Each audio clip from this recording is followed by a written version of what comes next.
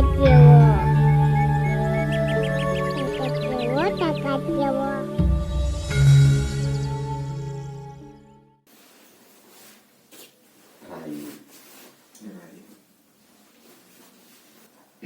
kemarin kan coba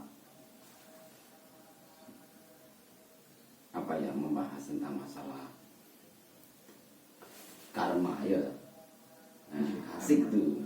Kemarin kita bahas masalah karma. Apa sih karma itu kan gitu. Terus gimana sih jalannya karma itu? Gimana perjalanan si karma tersebut gitu loh. Karena karma sendiri mengandung kata arti adalah sesuatu yang bergandengan kan gitu kan ya, yang bergandengan di dalam wujud setiap makhluk. Sebenarnya kan seperti itu. Setiap makhluk ya, itu pasti berkarma juga kan gitu kan. Pohon pun punya karmanya sendiri gitu. Hewan pun punya, batu pun punya, semuanya punya. Kalau dipelajari satu meninggi punya semua nggak dari karma piyambak ya. Dan karma sendiri kan dibagi menjadi dua, karma baik dan karma buruk. Apa sih karma itu? Kan begitu toh. Pertanyaan kan ya, kalau mungkin untuk bahasa sekarang ada bahasa istilah lain dari karma adalah takdir. Apa sih takdir? Apa sih karma? Kan kesimpulan dari karma sendiri itu kan hukum dari sebab akibat. Lek jarene wong Jawa kan ngene. Nandur ya mundur kan. Itu kan bentuk nama lain yang diekspektasikan oleh manusia kan. Yang paling gampang untuk mengenal karma itu ya seperti itu gitu loh. Jadi nandur ya panen, istilahnya seperti itu. Tapi perjalanan sebab dan akibat itu dipahami. Yang orang sulit memahami adalah kapan, di mana, dan bagaimana karma itu. Kan itu kan yang jadi pertanyaan seperti itu gitu. Kami mungkin ini menurut pandangan kami. Jadi kalau berbeda ya silakan saja menurut masing-masing. Tapi menurut pemahaman kami, kita ambil contoh dari karma buruk. Satu kebohongan itu akan menggelinding menjadi kebohongan-kebohongan yang lebih besar. Metodenya seperti apa? Seperti akar. Kalau di matematika ya, pelajaran matematika kita dulu waktu SD ya, akar kuadrat. Kita berbohong satu, maka di kemudian hari akan berbohong dan berbohong kembali. Saya kasih contoh. Salah satu dari wujud karma tersebut, karma buruk tersebut. Kita sama-sama bekerja, ya dong. Kita sama-sama bekerja dengan jabatan yang sama, dengan gaji yang sama. Di akhir minggu atau di akhir bulan, aku gak ngomong bulan katuan gitu, minggu saja lah. Tak bikin contoh. Kita kan gajian minggu ya, minggu. Satu minggu. Saya dan jenengan punya gaji setelah kerja hari Sabtu kan kita gajian, katakanlah ya 500 lah kan, itu kan ya 500.000 karena kita sudah 1 minggu bekerja sama jeragan ya, sama nanti digaji sama soalnya kan jabatannya juga sama gitu. Kuliah 500 kan gitu. Oke. Bayaran pulang kan kita nggak pulang ke rumah yang sama, pulang ke rumah masing-masing gitu. Setelah menerima gajian kan kita pulang ke masing-masing. Di perjalanan, karena pemikiran saya dan pikiran jenengan pasti beda gitu loh. Ini saya ibaratkan saya saja lah, buat contoh. eksperimen kan gitu aja ya, saya gitu aja. Saya pulang dengan membawa gaji sebesar 500.000. Ya. Di dalam perjalanan pulang saya berpikir, otak saya berpikir gitu loh, iki nanti tak kasihkan semuanya, ya toh. Di perjalanan kan saya nanti di perjalanan ya lek gak bani gembos, ya lek gak gini, ya gak gini, banyak hal. Ya lek aku kok gak ngopi ambek konco-konco, masa aku gak ngetokno duit, ya gak penak juga. Maka tak ambil 100.000 dari 500.000 itu, tak selempit no. Jadi yang saya terima berapa? Yang saya bawa akhirnya 400. Sampailah saya tiba di rumah. Akhirnya gaji tersebut saya kasihkan istri, ya tahu? Istri. Bayaran Pak iya bayaran. Gitu ya. Oh, 400. Oh, 400.000. Istri yang baik tidak akan bertanya, loh kok kayak petang terus nggak akan bertanya. Makanya kita membenturkan antara sisi baik dan sisi jeleknya itu loh. Berpikirlah sendiri untuk menilainya tersebut kan gitu kan ya. Sendiri untuk menilai tersebut. Terserah asumsimu bagaimana gitu loh. Tapi sebenarnya kan di dua pihak ini kan sama-sama baik sebenarnya. Ya kan? Saya kan juga baik juga nyelempit no, ya buruk juga karena nyelempit no kan sama-sama kan, ya ono baiknya ya ono buruknya kan sudah bergandengan itu, buruk dan baik kan sudah bergandengan. Kita sudah memulai satu karma awal. Karena masalahnya apa? Tidak jujur, berbohong. Ya, saya berbohong kan sama istri saya. Ini loh gajinya. Saya nggak ngomong 400 atau 500 nggak ngomong. Yang penting saya serahkan inilah gajinya. Dipakai sama istri. Oh, dihitung toh sama istri 400. Ya sudah. Dibawalah ke dompet sang istri, saya 400 gitu. Dan sang istri pun berpikir uang itu untuk makan, gitu, untuk biaya anak sekolah, untuk bensinnya sang suami, terus untuk bontotannya kalau dibontot no kan banyak macam-macam loh. Di situ kan banyak pikiran sang istri kan, banyak pikiran. Jadi uang itu sudah 400 sudah dipecah-pecah sama istri.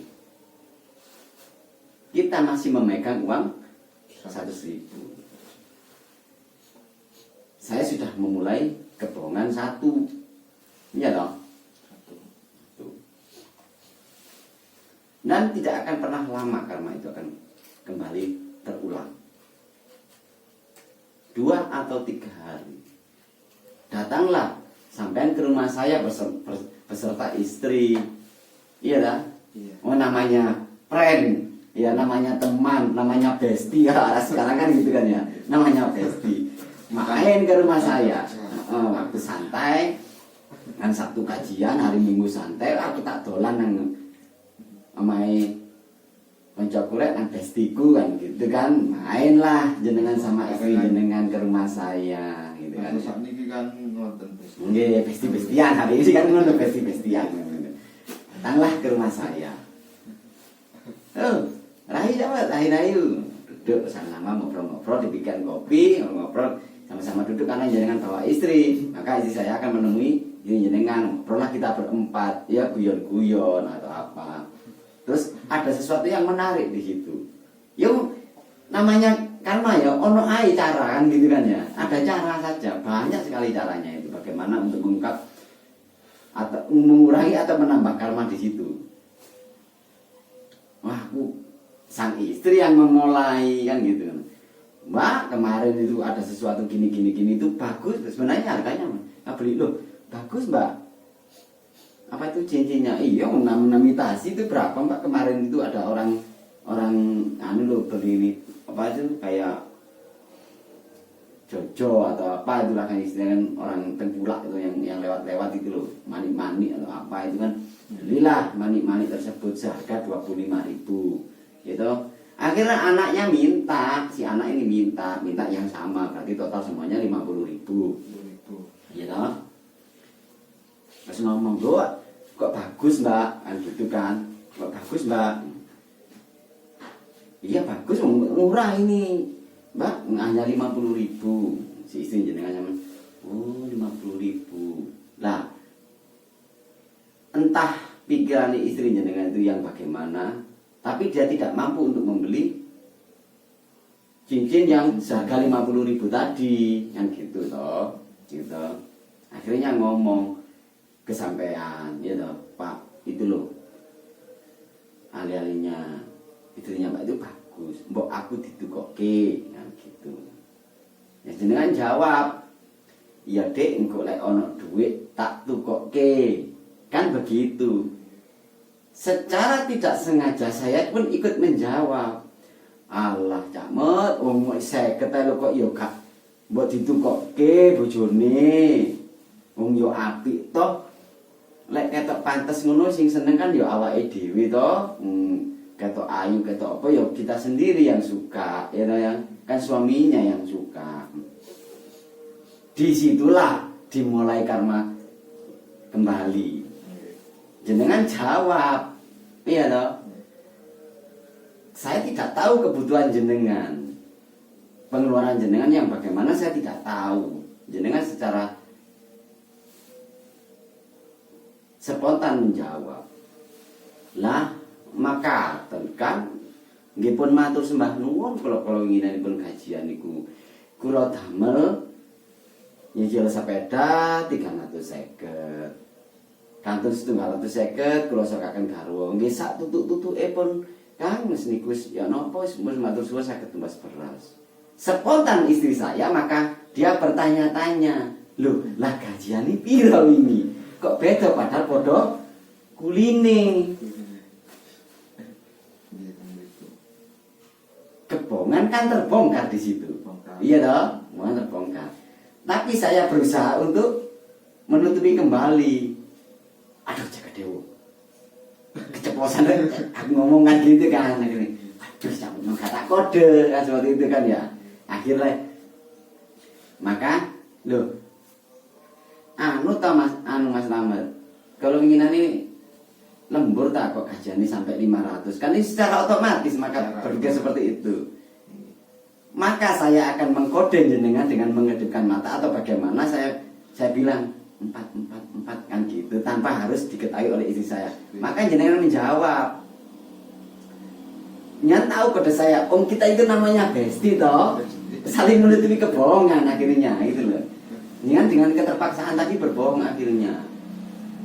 Nyan tahu kode saya, nyan akhirnya setelah saya berkedip, nyan tahu. Oh iya mbak, kemarin ya saya ada lembur sedikit, makanya ada penambahan 2. Kebohongan 2. Istri jenengan kaget. Loh Pak prosoku sampean mulainya ya pancet. Kapan oleh lembure? Berarti sampean nyingin duit ya nang aku. Loh. Nah, jenengan berkedip lagi sambil neblek istri jenengan. Dan istri jenengan akhirnya tahu kode jenengan, maka ya kan berbohong sama istri maka istri jenengan akan ikut berbohong juga. Akhirnya kan begini. Mungkin dia akan berpikir mempunyai alasan seperti ini. Oh sing anu kae to Pak aku iya dina apa kae sampean kok mulai telat. Oh iku lembur to. Murakno kok bayarane rada munda. Kan seperti itu. Maka kebohongan sudah 3.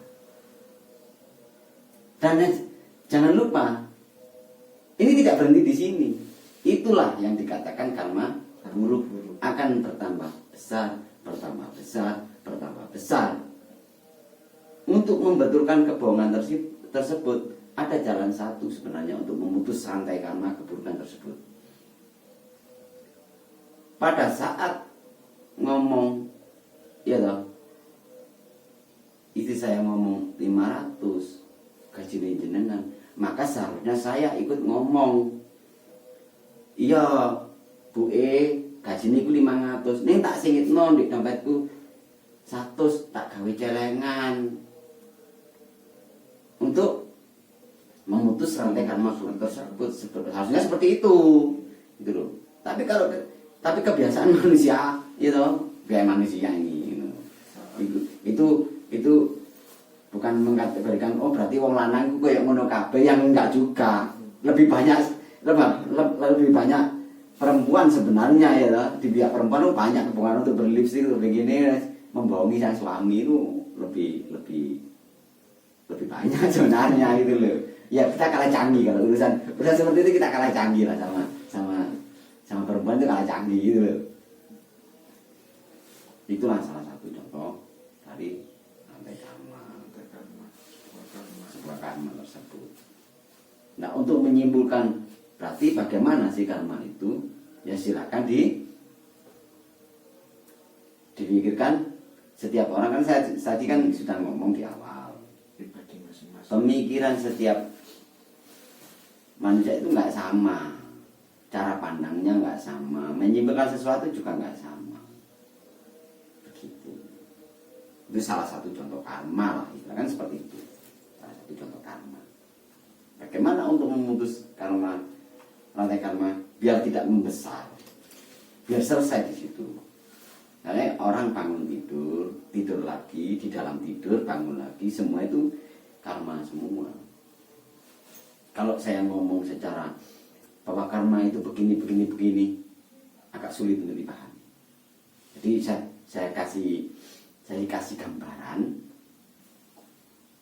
contoh yang real, dan masih banyak contoh-contoh di pribadi masing-masing.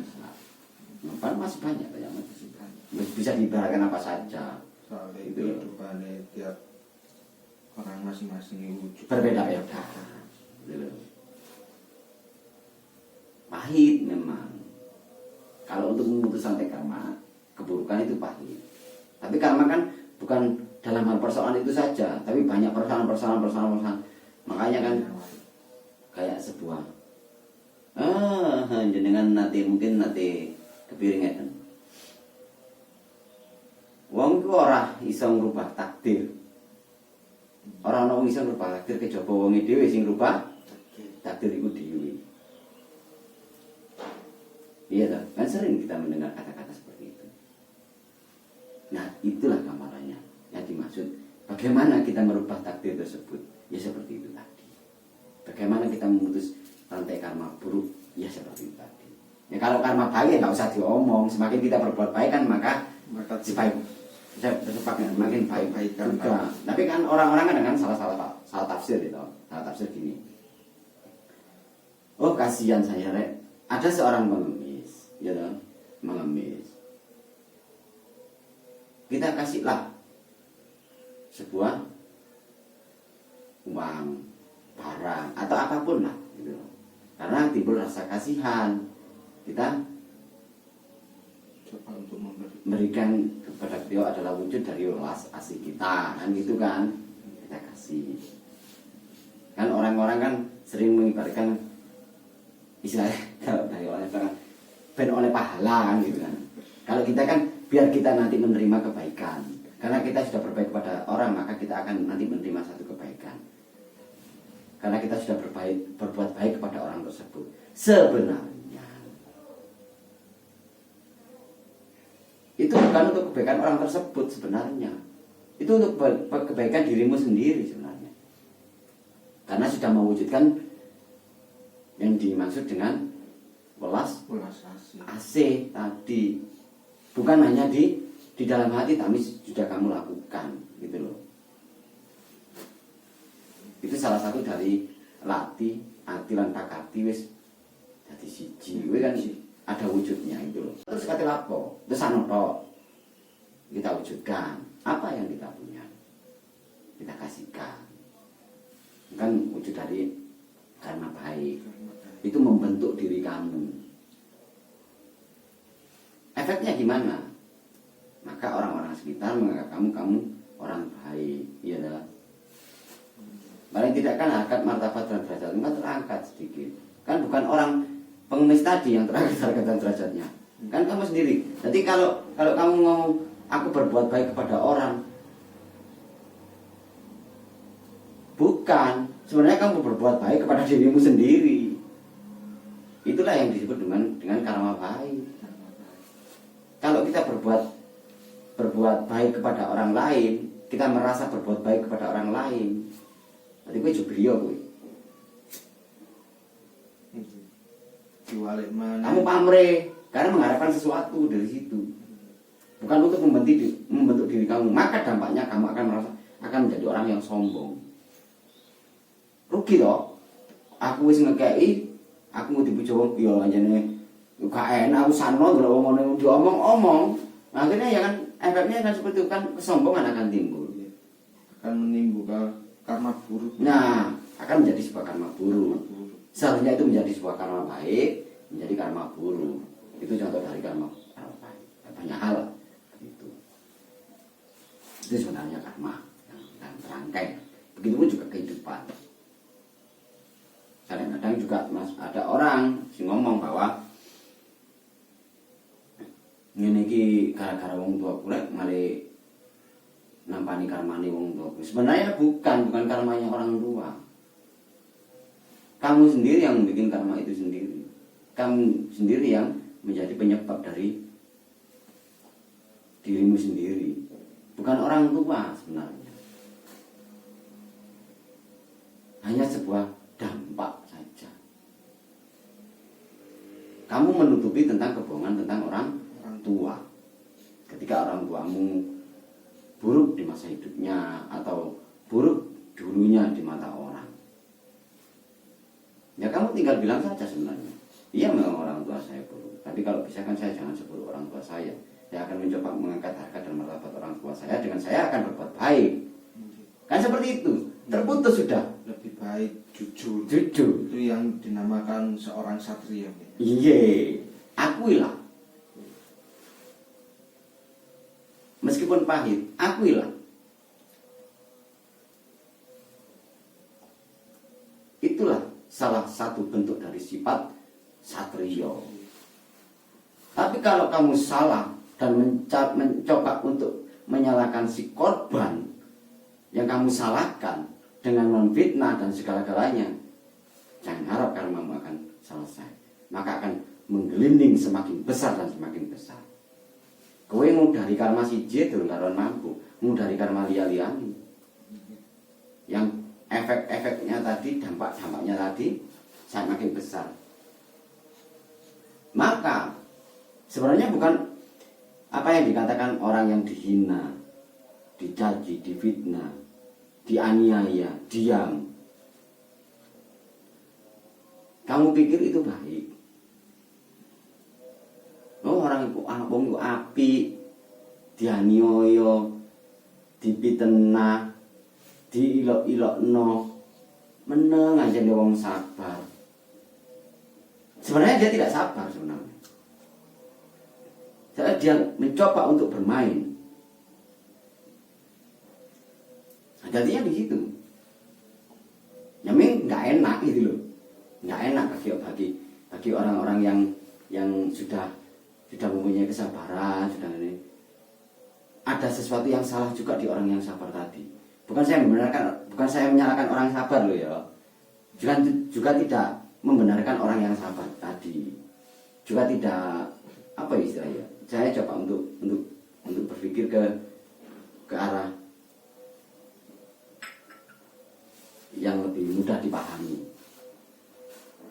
Ketika kamu dianiaya, difitnah, dicaci maki dan sebagainya, tapi kamu diam, maka sebenarnya kamu membunuh si lawan itu dengan sangat kejam.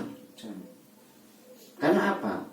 Si pefitnah tadi, si penganiaya akan mempunyai karma yang sangat besar dan tidak mungkin bisa dihindari.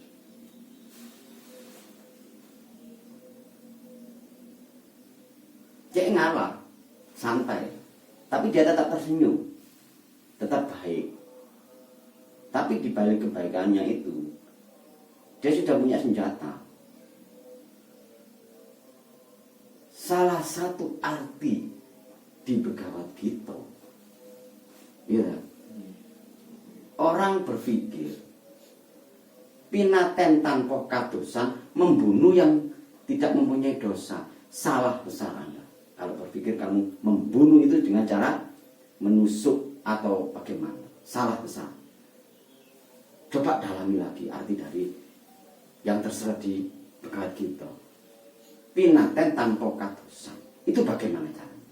Adalah orang-orang yang mengerti tentang karma dan mempermainkan satu hal. Itu orang yang paling berbahaya. Sering kita menyebut orang-orang seperti itu adalah orang waskita. Hati-hati, kowe lek nglarani wong iku kualat kowe. Mbok pikir kucing. Sebenarnya niku Itu permainan karma. Mereka sudah bisa memahami tentang karma dan membaca tentang karma. Bahaya orang-orang seperti itu. Dan pengertian itu kebetulan. Itu sudah tertulis di kitab kita. Tapi tidak disebutkan itu sebuah karma. Tapi kamu bisa nggak menyimpulkan kalimat tersebut adalah rentetan dari sebuah karma? Kan hanya seperti itu saja Mas Ahmad. Kejem ya ternyata ya. Maka yang memfitnah tadi, untuk menutupi fitnahnya tadi, dia akan berbohong kepada orang lain. Orang lain pun akan memahami tentang kebohonganmu dan akan berbohong lagi. Rentetan karma akan semakin membesar.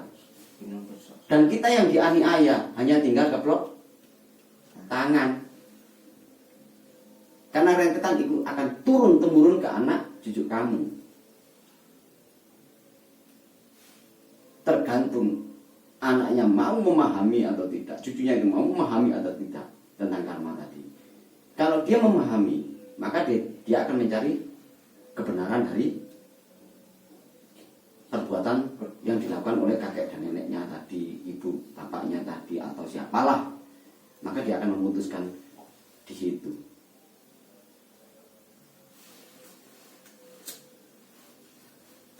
Saya tiba iyo. Memang kalau saya pelajari kan gitu. Apa sih kata-kata dari pinaten tanpa kadosan itu? Ternyata dia memahami karma. Maka dia kalau dianiaya dia akan diam. Maka kan sering kita tahu bahwa orang-orang sabar itu ben jiwa sing kuwasa. Bukan yang maha kuasa sebenarnya yang membalas, tapi karmanya orang tersebut yang membalas gitu. Karena dia sudah menanam sewajarnya dan kewajibannya, dia akan memanen. Iya toh? Gitu loh. Ternyata bahaya sekali di urusan karma ini. Itu karma buruk gitu. Yang diinjak-injak, yang dianiaya santai. Jadi arek saiki selu, yang gitu kan ya. Slow. Wis sakarep-karep kuwi seolah-olah tidak terjadi apa-apa. Kalau kita masih santai, yang terane masih santai, masih sabar, kayak nggak ono opo-opo, maka si penganiaya tadi akan luwih gebes, akan membuat sesuatu yang lebih sing siji itu bisa dimarekno, dia akan membuat karma lagi yang karma buruk lagi yang lebih besar. Dan mereka akan berbohong, tidak mengakui tentang kesalahannya. Memutusnya bagaimana? Pakailah sifat satria. Akui kesalahan. Datanglah ke rumah orang. Yo aku salah. Sepurane sing akeh.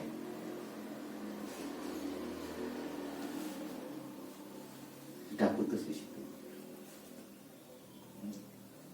Nah, definisi sabar tadi itu ada baiknya juga ada buruknya. Makanya saya kan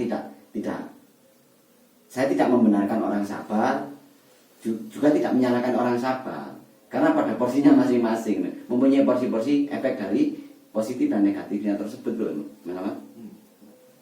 Efek dari jari ini ada saiki efek domino, jari ini ngono. Ayo dia domino kemarin, bermainlah domino biar kamu mengerti. Aku ya gak ngomong awakmu judi juga, ngono.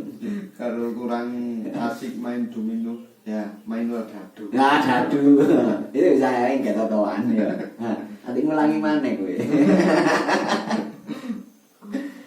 Maka maka rangkaian-rangkaian karma tadi tersebut akan terbayarkan, akan dibayar, bukan dibayarkan oleh generasi penerusnya, bukan, karena generasi penerus tidak mampu untuk memutus karma tersebut, karena sudah terlanjur sangat besar, hanya memperbaiki saja, sak mampu nih, hanya itu saja, karena sudah terlalu besar karma itu.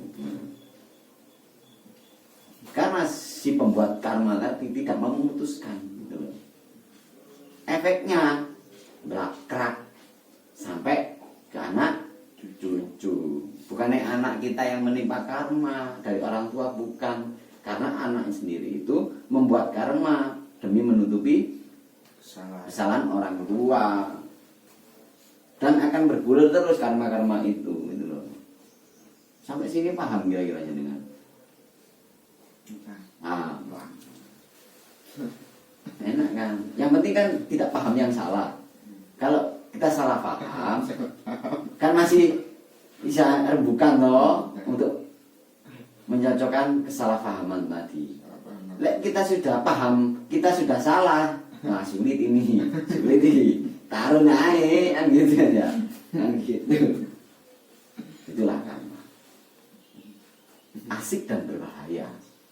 Kalau mengerti karma, itu juga membahayakan. Bisa digelek, bisa digapi juga, gitu kan. Contohnya digayapi kan gini, contohnya, yes, karma tak gayapi. Orang sering menyalahkan, kon kok gak sabar, kon dilokno nawon kon ngamuk-ngamuk.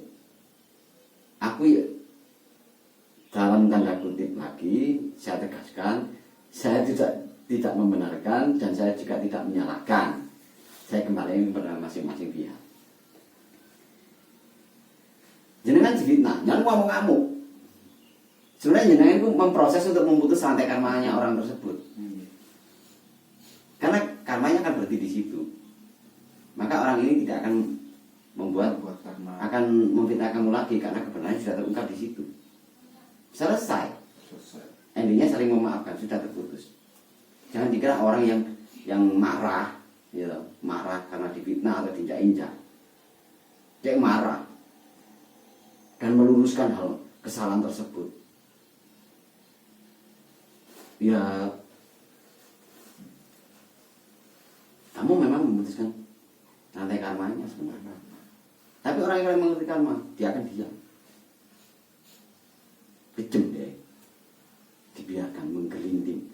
Sak besar-besar, semakin besar. Semakin kita mendengar, dia membuat ulah lagi.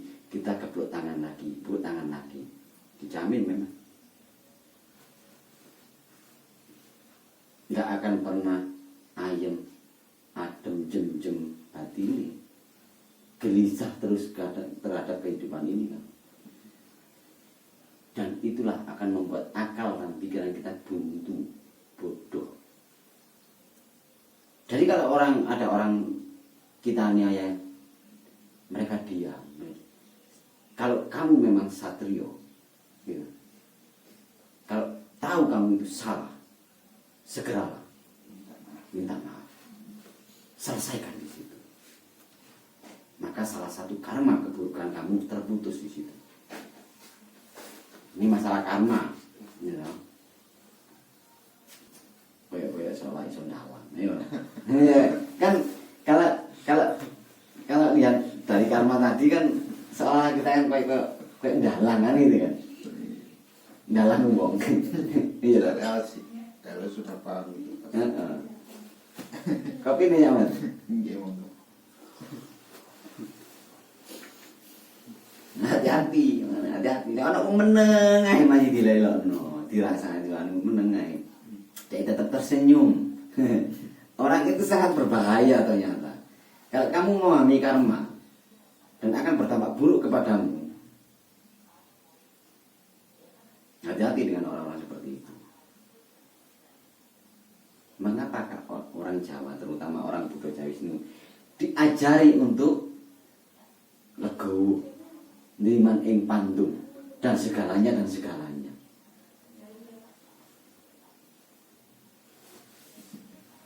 Tapi jarang untuk yang memahami tentang sifat kasatrian.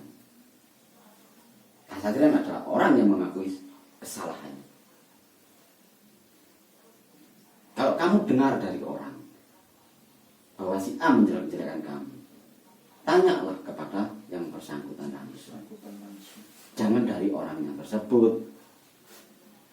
Karena orang itu mempunyai sifat lupa, bisa ditambahi ya bisa dikurangi.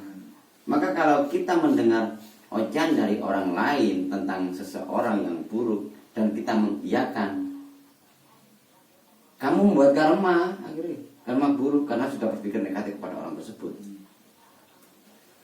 Dan itu akan berlanjut. Sing apa sepo?